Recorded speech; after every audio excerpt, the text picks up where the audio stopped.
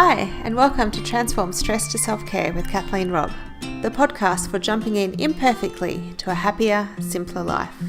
I'm your hostess, Kath, writer, speaker, and personal transformation mentor for heart-centered women.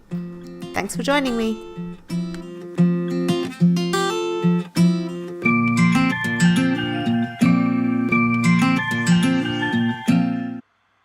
Hi, I'm Kath from KathleenRobb.com, and welcome to episode 4 of Transform Stress to Self-Care and day 3 of the Jumpstart Your Happiness Challenge, which is a 5-day challenge. And today is a beautiful day of the challenge because it's the actual how of what makes our vision come true. So we looked at creating a beautiful vision for our life and making a vision board, having a theme word to guide us on that vision.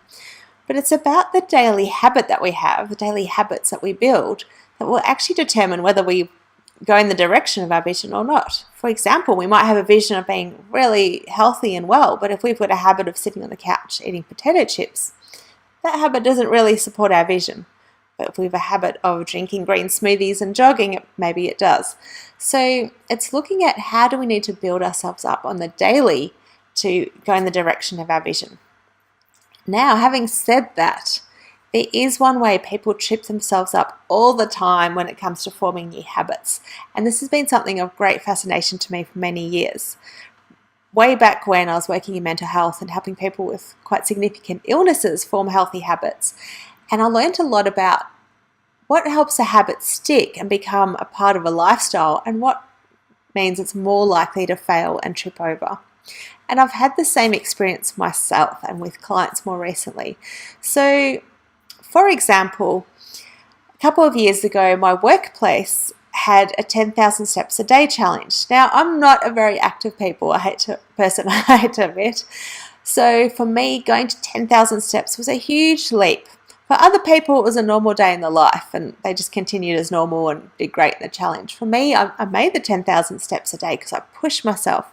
But once the challenge was over, it was too big a leap of change for me to commit to, and I let it go altogether and just went back to how I was. Now, alternatively, after having my little bub, I felt that I was getting really, really inactive. Because she was sleeping all over the place and my sleep was all over the place and I was tired and adjusting to motherhood, etc. And I just wasn't getting the movement in because it's not a habit I've really been good at sticking at.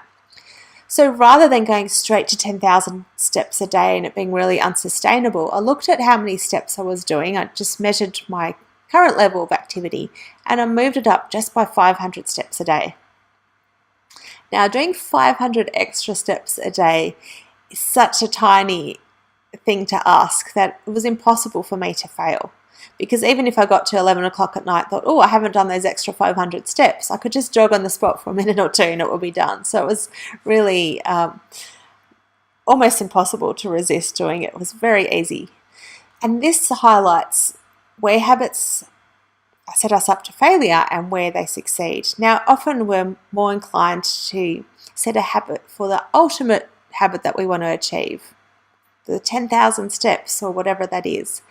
And the gap for our little lizard brains is too big and we get into resistance, we sabotage ourselves, we feel we can't do it and we start talking ourselves out of it. But when we make the habit actually the smallest action, the smallest version of that habit, it sneaks under our resistance and self-sabotage, and it falls under the radar of all those triggering new habits that are too big and bring up our resistance.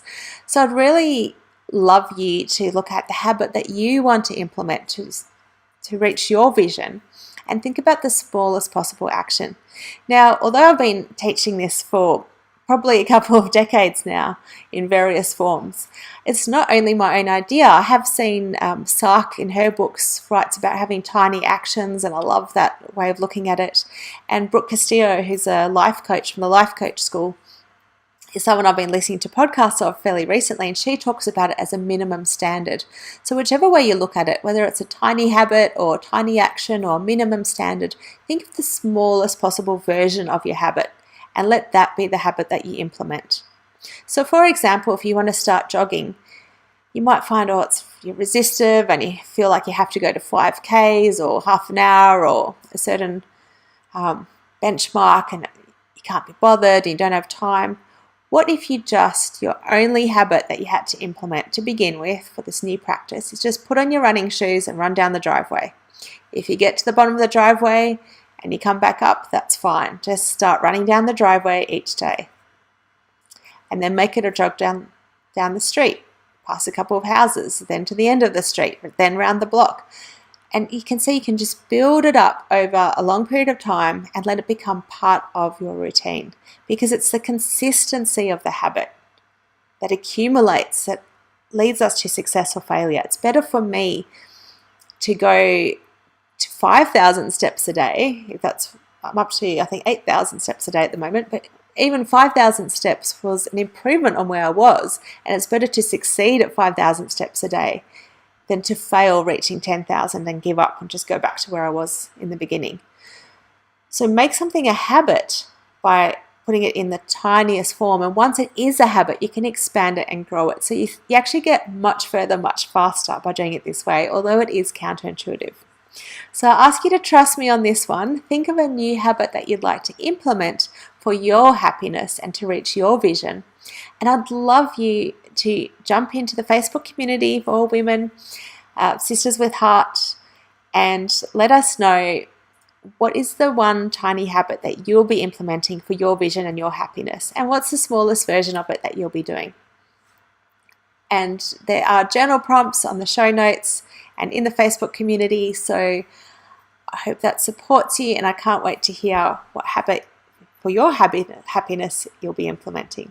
See you tomorrow. If you enjoyed this episode, please leave a review on iTunes and make sure you subscribe. And until next time, take the best of care, because you deserve a peaceful mind, a happy heart, and a life you love. Bye.